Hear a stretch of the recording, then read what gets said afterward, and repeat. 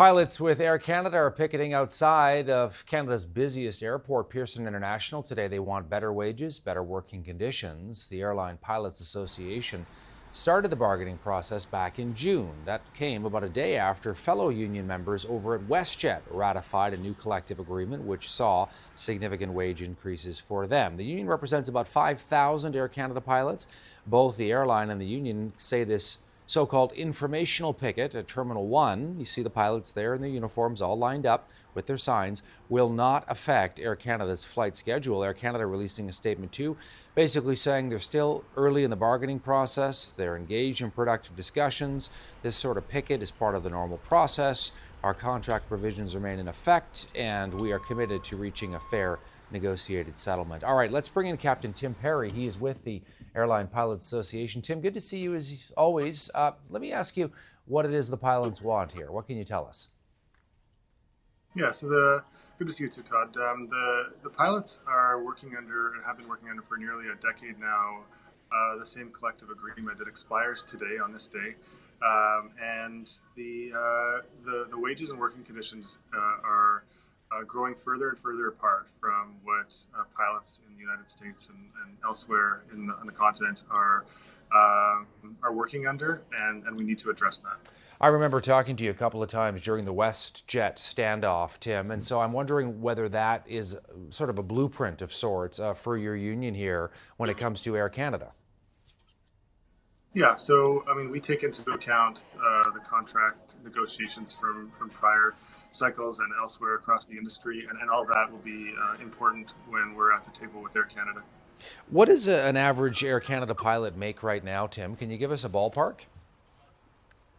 I think it's really difficult to do that because it depends on seniority and the type of aircraft and what seat in the front of the plane they occupy.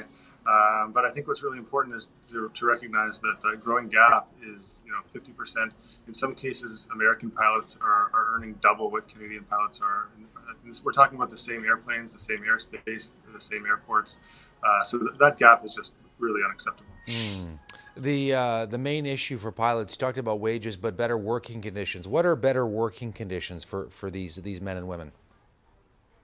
Yeah, so contracts that pilots work under are govern everything about their professional lives. Really, it's how the time is spent on the job. So scheduling issues, fatigue mitigation, everything like that. Quite a lot. And in fact, this collective agreement, since it's it's so old that really nearly every part of this collective agreement needs to be addressed.